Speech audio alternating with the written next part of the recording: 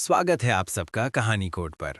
आज हम सुनने वाले हैं my vampire system chapter 41 was it you. इस चैप्टर में सच और शक के बीच की एक पतली सी लकीर दिखने वाली है। तो चलिए कहानी शुरू करते हैं। क्विन के दिमाग में एक साथ हजारों ख्याल दौड़ रहे थे। हर थॉट उसके दिल की धड़कन और तेज कर रहा था।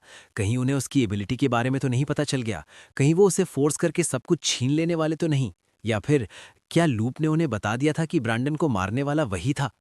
क्विन पूरी कोशिश कर रहा था खुद को शांत रखने की, लेकिन जैसे ही वो कुर्सी पर बैठा, उसका दिल इतनी जोर से धड़क रहा था जैसे सीने से बाहर ही निकल आएगा। उसकी सांसें तेज थीं, हाथ थोड़े कांप रहे थे। बॉय काम डाउन, लियो ने धीरे से कहा। लगता है तुम्हारी हार्ट बीट बाकी सबको भी सुनाई दे रही है। क्विन ने गहरी सांस ली, लेकिन डर कम होने का नाम ही नहीं ले रहा था। तब सामने बैठे सार्जेंट ने बोलना शुरू किया। उसकी आवाज़ बिल्कुल ठंडी और फॉर्मल थी। उसने बताया कि एक स्टूडेंट जिसका नाम ब्रैंडन रिचर्डसन था, हाल ही में मर चुका है। सिर्फ इतना ही नहीं, बल्कि एक और स्टूडेंट फेलान को भी रात को हॉस्पिटल एडमिट करना पड़ा था। और दोनों ही स्टूडेंट्स ने कल कॉम्बैट क्लास के दौरान क्विन पर अटैक किया था। क्वीन के लिए ये सुनना जैसे किसी पुराने जख्म को फिर से छेड़ देना था। मतलब बात सच में ब्रैंडन की मौत से जुड़ी थी। सार्जेंट ने आगे कहा कि अभी तक उनके पास कोई सॉलिड लीड नहीं है, इसलिए इन्वेस्टिगेशन सीधा क्विन तक पहुंची। उसने माना कि यह मानना मुश्किल है कि एक बिना एबिलिटी वाला स्टूडेंट ऐसा कुछ कर सकता है, लेकिन हर चीज का कोई ना कोई तरीका होता है। फिर उसने सामने बैठी एक औरत की तरफ इशारा किया। ये औरत सच और झूठ पहचान सकती थी। बस तुम्हें इसके इंस्ट्रक्शंस फॉलो करने होंगे, सार्जेंट ने कहा। औरत ने शांत आवाज में कहा, अपना हाथ मेरे हाथ पर रख दो।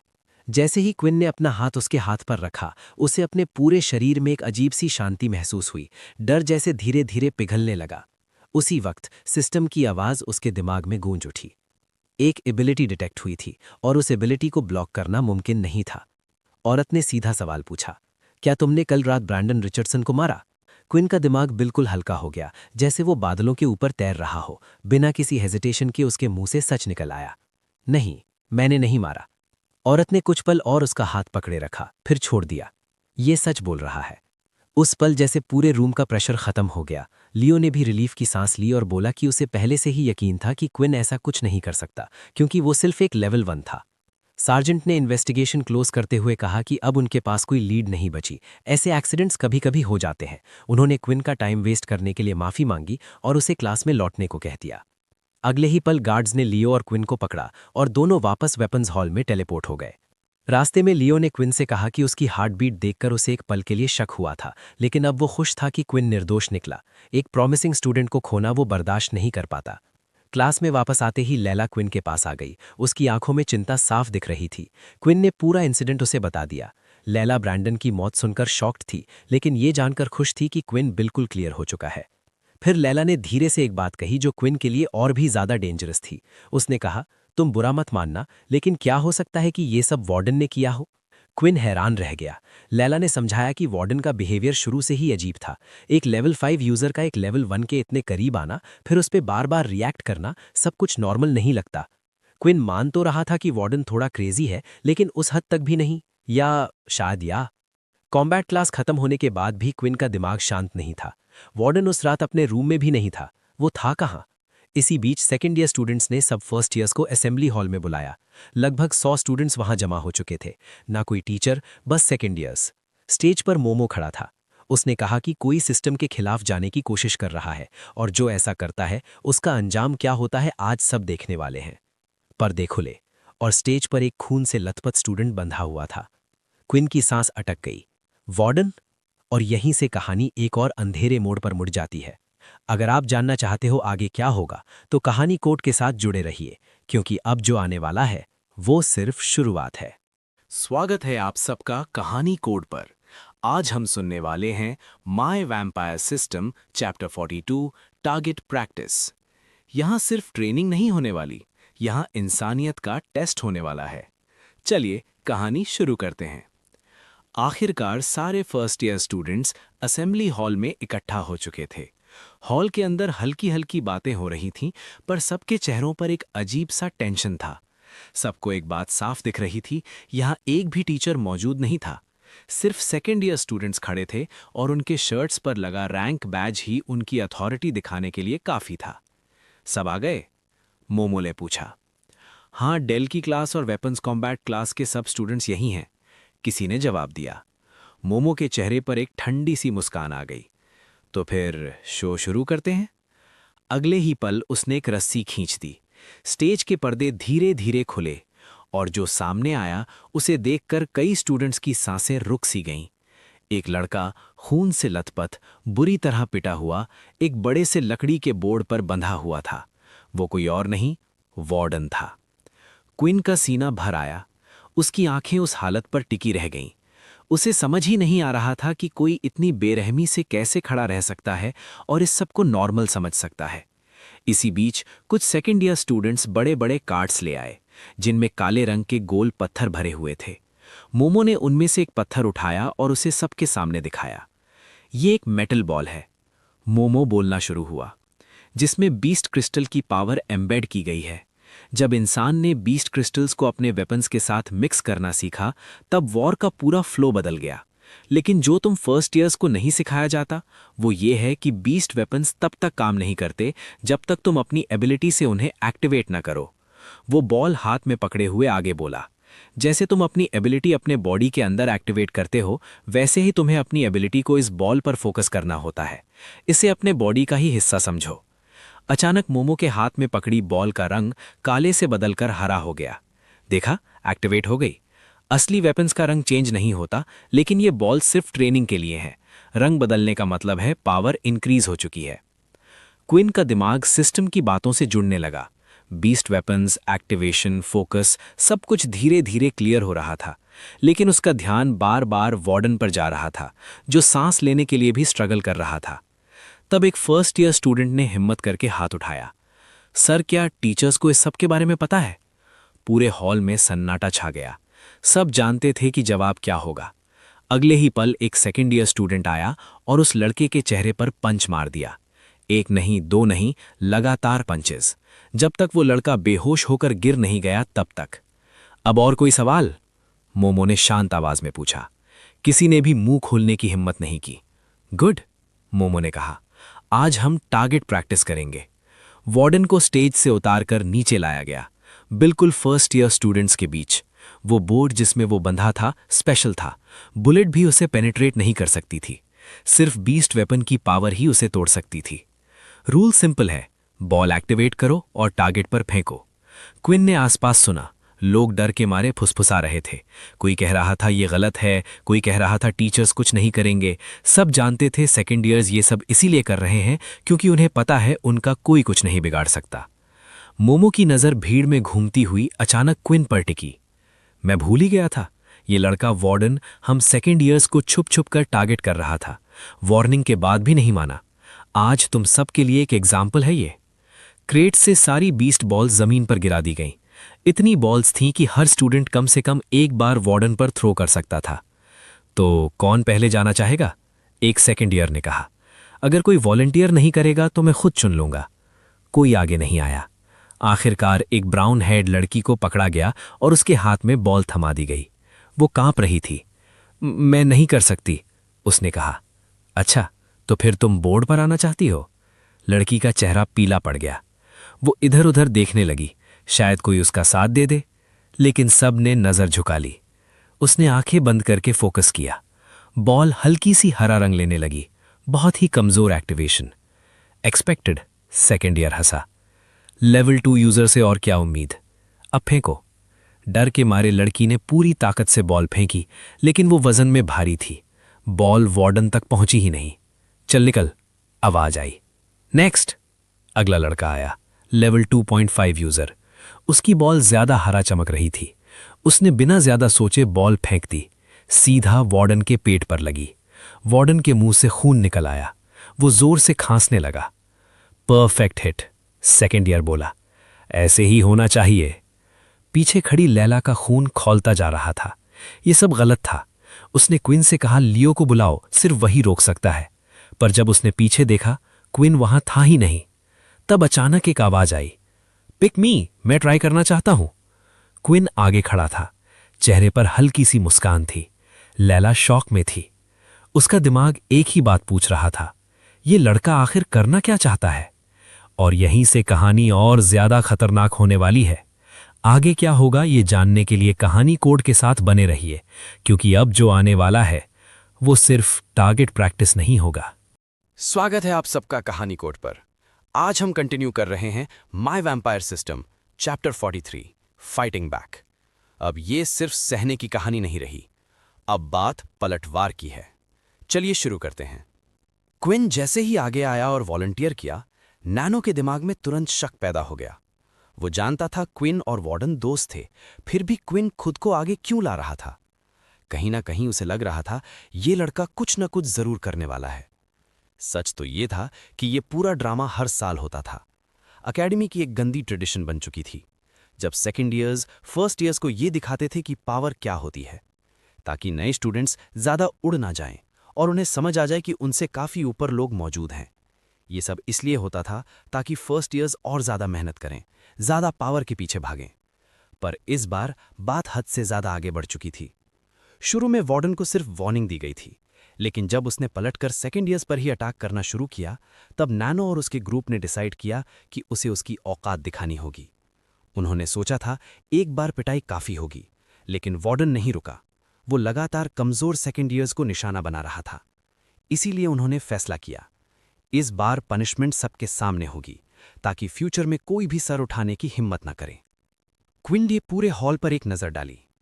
8 सेकेंड ईयर स्टूडेंट्स हॉल के किनारों पर खड़े थे, 4 एक साइड, 4 दूसरी साइड, और बीच में लगभग 50 फर्स्ट ईयर्स फंसे हुए थे। वार्डन के बिल्कुल पास 2 और सेकेंड ईयर्स खड़े थे, दोनों लेवल 2 के, सबसे कमजोर, पर फिर भी अथॉरिटी के साथ।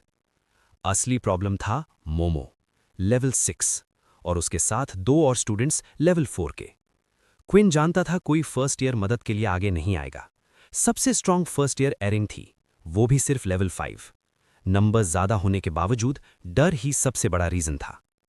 जैसे ही क्विन ने अपने हाथ में बॉल उठाई, सिस्टम का मैसेज फ्लैश हुआ, basic tier beast weapon, round ball activate करना चाहोगे? स्ट्रेंथ 5% इंक्रीज होगी। क्विन का ध्यान परसेंटेज पर गया।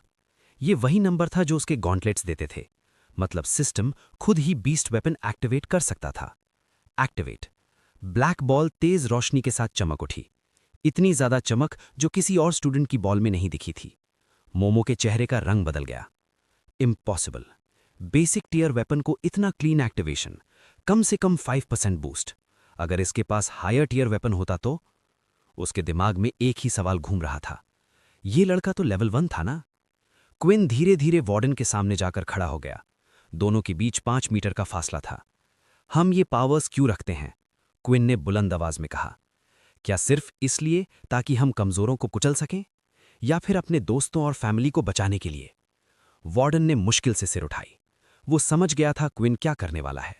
क्विन, नहीं, मत कर। पर उसकी आवाज किसी तक नहीं पहुंची।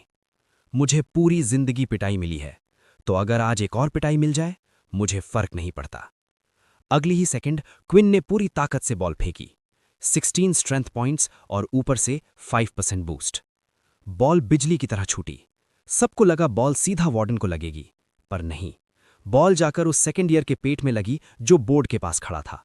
जबरदस्त इंपैक्ट। स्टूडेंट हवा में उठा और बेहोश होकर नीचे गिर पड़ा।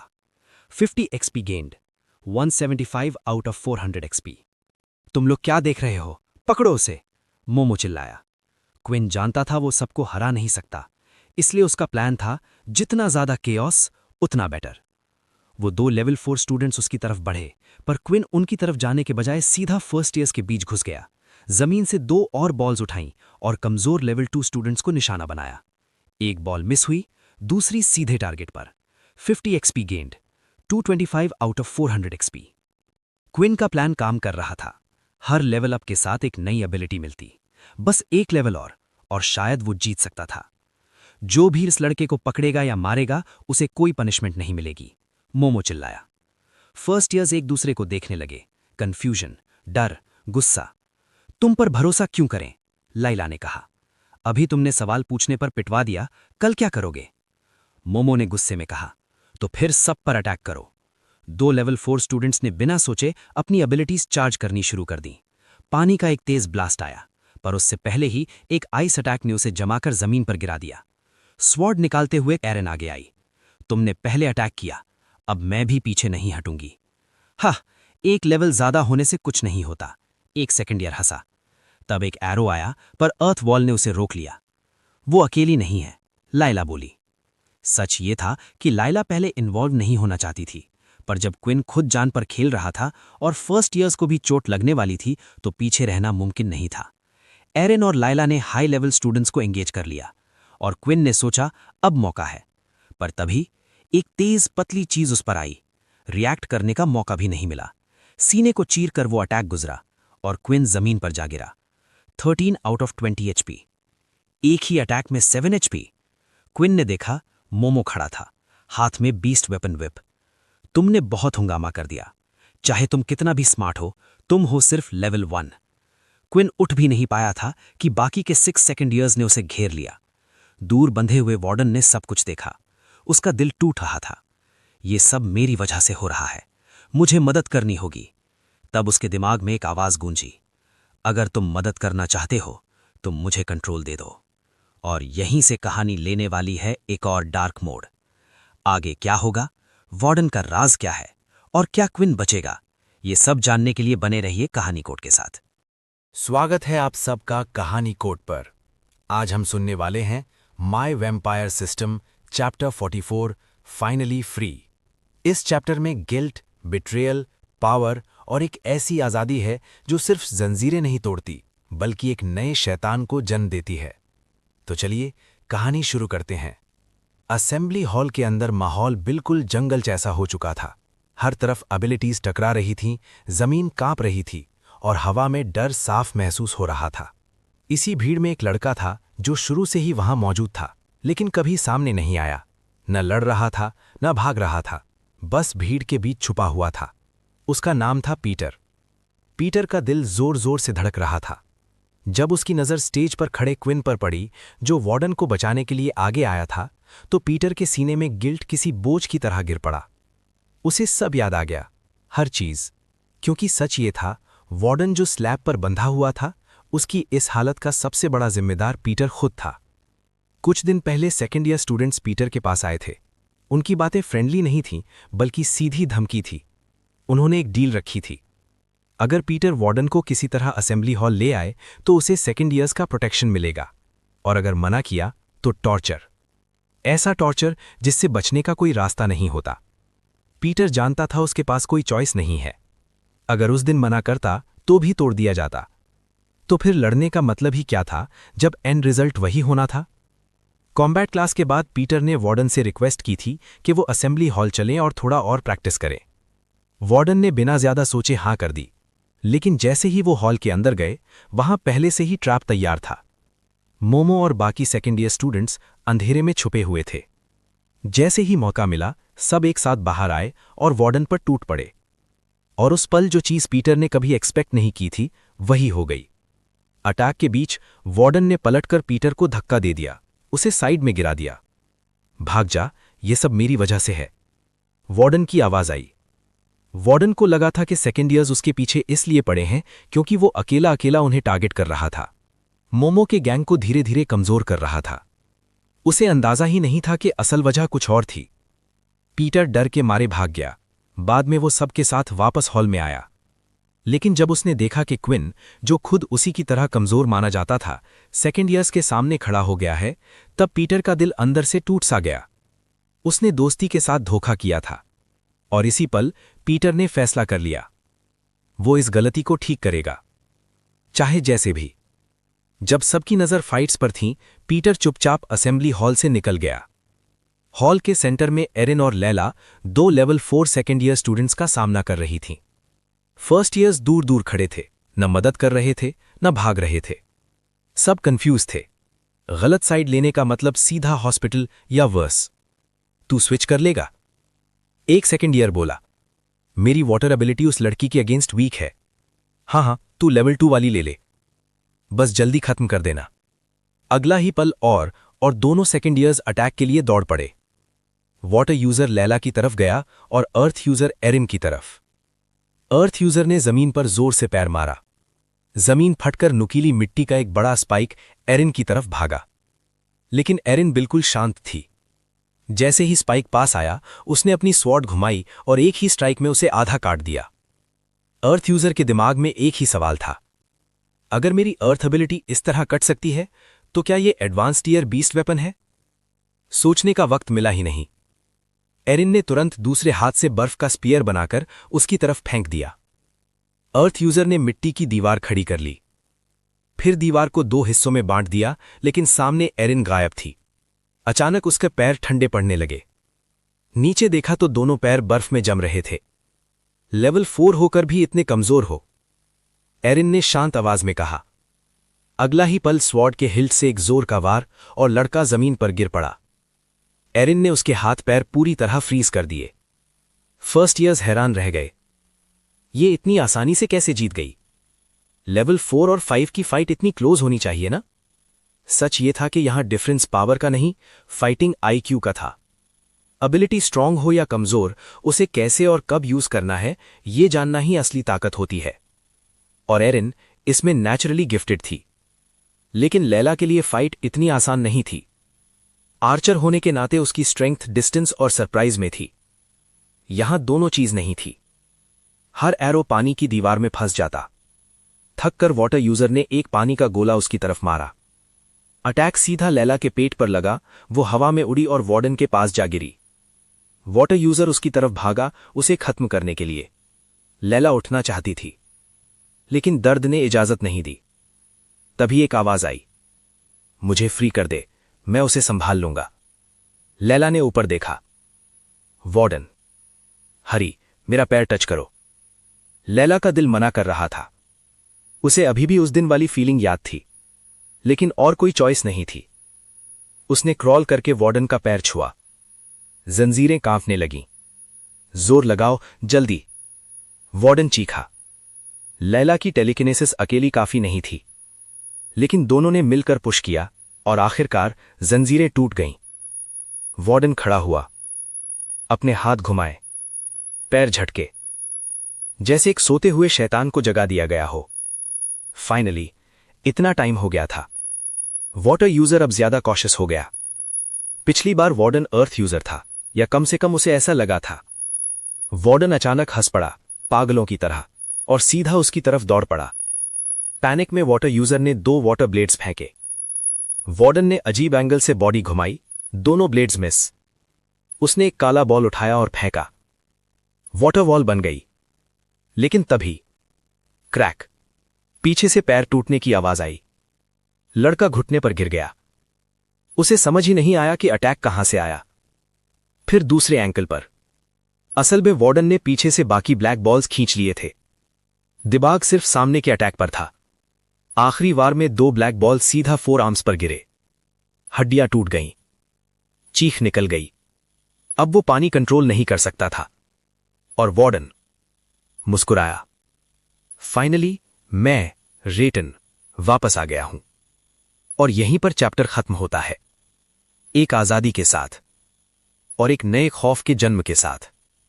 अगर आपको ये कहानी पसंद आई हो तो कहानी कोड के साथ बने रहिए, क्योंकि आगे जो आने वाला है वो सिर्फ और भी ज्यादा डार्क है। हेलो दोस्तों, स्वागत है आपका आपके अपने चैनल कहानी कोड पर। आज हम कंटिन्यू कर रहे हैं माय वैम्पायर सिस्टम की कहानी, और आज का चैप्टर है चैप्टर 45, सीन द फ्यूचर। पिछले चैप्टर में हमने देखा था कैसे क्विन अकेला सेकेंड ईयर स्टूडेंट्स के बीच फंस गया था। एचपी गिर रही थी, सिस्टम कंटिन्यूसली रिएक्ट कर रहा था, और अब फाइट अपने सबसे डेंजरस पॉइंट पर पहुंच चुकी है। तो बिना टाइम वेस्ट किए चलिए सीधा कहानी शुरू करते हैं। सेकेंड ईयर स्टूडेंट्स ने क्विन को पूरी तरह से घेर लिया था। आगे पीछे दाएं बाएं हर तरफ दुश्मन ही दुश्मन। जैसे ही क्विन ने एक कदम आगे बढ़ा, एक विंड स्लैश सीधा उसकी तरफ आया। क्विन ने रिफ्लेक्स में हाथ उठाया और अटैक ब्लॉक किया, लेकिन उसी सेकंड एक और अटैक पीछे से लगा। सिस्टम तुरंत रिएक्ट करता है। 12 आउट ऑफ 20 एचपी। क्विन को दर्द महसूस होता है, लेकिन सोचने का टाइम नहीं मिलता। अटैक्स रुकने का नाम ही नहीं ले रहे थे। वीक लेवल 2 विंड यूजर्स, अर्थ यूजर्स, अकेला एक अटैक ज्यादा डेंजरस नहीं था, लेकिन जब सब मिलकर अटैक कर रहे थे, डैमेज बहुत तेजी से स्टैक हो रहा था। क्विन आगे के अटैक्स ब्लॉक कर रहा था, लेकिन हर साइड कवर करना इम्पॉसिबल था। 11 out of 20 HP, 10 out of 20 HP, 9 out of 20 HP. यहीं पर सिस्टम का ब्लड बैंक फीचर एक्टिवेट होता है। जैसे ही एचपी डेंजरस लेवल के पास जाती है, सिस्टम ऑटोमेटिकली स्टोर्ड ब्लड का यूज करके हील करता है। ये कोई नॉर्मल एबिलिटी नहीं थी, ये सिस्टम का एक ऑटो सर्वाइवल मैकेनिज्म था, क्विन को जिंदा रखने के लिए। लेकिन क्विन को पता था सिर्फ हील होने से ये फाइट जीती नहीं जा सकती। वो पहले से ही जान चुका था कि वो जीतने नहीं आया, वो सिर्फ टाइम खरीदने और मैक्सिमम डैमेज करने आया है। इस बार क्विन ने अटैक्स अवॉइड करना छोड़ दिया। उसने सीधा एक सेकेंड ईयर स्टूडेंट की तरफ चार्ज कर दिया। दोनों साइड से अटैक्स लगे, उसके बॉडी पर गहरे कट्स आए। 8 out of 20 HP, 7 out of 20 HP। पर क्विन रुका नहीं, उसकी स्पीड और लेग स्ट्रेंथ ने काम किया। उसने एक सेकेंड ईयर स्टूडेंट को पकड़ा, उसके पीछे गया, एक हाथ से आर्म लॉक किया और दूसरे हाथ की क्लॉस सीधा उसके नेक के पास रख दी। अब पूरे हॉल में साइलेंस था। सेकेंड ईयर स्टूडेंट्स हेजिटेट कर गए। अगर अटैक करते अपना ही बंदा मर सकता था। क्विन धीरे धीरे पीछे हटा जब तक उसकी पीठ वॉल से लग नहीं गई। तब मोमो आगे आया। क्विन, तुम जानते हो तुम उसे मार नहीं सकते, मोमो बोला। ज्यादा गहरा मारा तो तुम खुद ट्रबल में फंस जाओगे, और अगर थोड़ा सा लूज हुआ तो हम सब तुम पर टूट पड़ेंगे। क्विन को मानना पड़ा मोमो सही था, किल करना ऑप्शन नहीं था। तो क्विन ने एक और स्मार्ट डिसीजन लिया। उसने क्लॉ हटाई और स्टूडेंट का गला पीछे से पकड़ लिया, पूरे फोर्स के साथ चोक किया। कुछ सेकंड्स बाद स्टूडेंट बेहोश हो गया और जमीन पर गिर गया। सिस्टम तुरंत रिवॉर्ड देता है, 50 EXP gained, 275 out of 400 EXP। Quinn ठंडी सांस लेता है और खुद से कहता है, फ्री EXP वेस्ट नहीं कर सकता। जैसे ही स्टूडेंट गिरा, बाकी सेकेंड ईयर्स फिर से अटैक करने लगे। अब क्विन वॉल के अगेंस्ट था, इसलिए पीछे से अटैक नहीं आ रहा था। उसने डॉजिंग इंप्रूव की, बिल्कुल वैसे ही जैसे एजिलिटी टेस्ट के टाइम होलोग्राफिक स्पाइक्स से बच रहा था। फिर भी एक स्ट्राइक अंदर आ गई, 6 आउट ऑफ 20 HP। अचानक सब रुक गया। मोमो आगे आया, हाथ में बीस्ट वेपन विप। क्विन को याद आ गया, पिछली बार सिर्फ एक विप स्ट्राइक से 7 HP उड़ गए थे। अगर अब लगा, HP 0 के नीचे चली जाएगी। क्विन सोचता है, HP 0 होने पर क्या होता है? सिस्टम ने कभी बताया ही नहीं। अब एक्सपेरिमेंट का टाइम नहीं था। क्विन ब्लड बैंक यूज करने ही वाला था, तब अचानक मोमो ने अपना सर एक पल में साइड में घुमा लिया। एक ब्लैक बॉल उसके कान के पास से गुजरी, फिर हवा में रुककर वापस मुड़ गई। मोमो ने विप घुमाकर बॉल को बीच से काट दिया। तब क्विन ने देखा वार्डन फ्री हो चुका था। कुछ सेकेंड ईयर स्टूडेंट्स ऑलरेडी गिर चुके थे और बाकी लैला और एरिन के साथ फाइट में उलझे हुए थे। मोमो हंसा। याद नहीं लास्ट टाइम क्या हुआ था? वार्डन की आवाज बदल चुकी थी। लास्ट टाइम तुमने वार्डन से फाइट की थी, इस बार राटन से कर रहे हो। वार्डन ने दोनों हाथ उठाए। जमीन से 2 और ब्लैक बॉल उठ गए। टेलीकिनेसिस के थ्रू वो बॉल्स को कंट्रोल कर रहा था। हाथ हिलाना जरूरी नहीं था, लेकिन उससे फोकस ज्यादा स्ट्रांग हो रहा था। स्पीड और एक्यूरेसी दोनों बढ़ रही थीं। बॉल्स अलग अलग एंगल से अटैक कर रही थीं, लेकिन मोमो सिर्फ एक कदम आगे पीछे करके सब अवॉइड कर रहा था। एक बॉल उसने हवा में ही पकड़ ली और मुट्ठी बंद करते ही तोड़ दी। दूसरी को बिना देखे विप से डिस्ट्रॉय कर दिया। क्विन ने चांस देखा और पीछे से अटैक करना चाहा, पर क्विन के मूव करने से पहले ही विप उसके सामने जमीन पर आ लगी। ट्राई भी मत करना, मोमो बोला। क्विन का दिमाग तेज चल रहा था, हर बार जैसे मोमो को पहले से पता था। क्विन को समझ आ गया, या तो ये माइंड रीड करता है या फिर फ्यूचर देख सकता है। और अगर ये सच था तो ये फाइट क्विन की जिंदगी की सबसे मुश्किल फाइट होने वाली थी। तो दोस्तों, ये था my vampire system chapter 45 seeing the future, सिर्फ और सिर्फ कहानी कोड पर। इस चैप्टर में हमने देखा क्विन का सिस्टम कैसे हर सेकंड उसकी लाइफ बचा रहा है, ब्लड बैंक का ऑटोमेटिक यूज, EXP कैलकुलेशन और मोमो की डेंजरस एबिलिटी का पहला हिंट। अगले चैप्टर में फाइट और भी इंटेंस होने वाली है, क्योंकि अब क्विन को एक ऐसे दुश्मन का सामना करना है जो शायद फ्यूचर देख सकता है। अगर आपको कहानी पसंद आ रही है, चैनल कहानी कोड को सब्सक्राइब जरूर करना। मिलते हैं नेक्स्ट चैप्टर के साथ।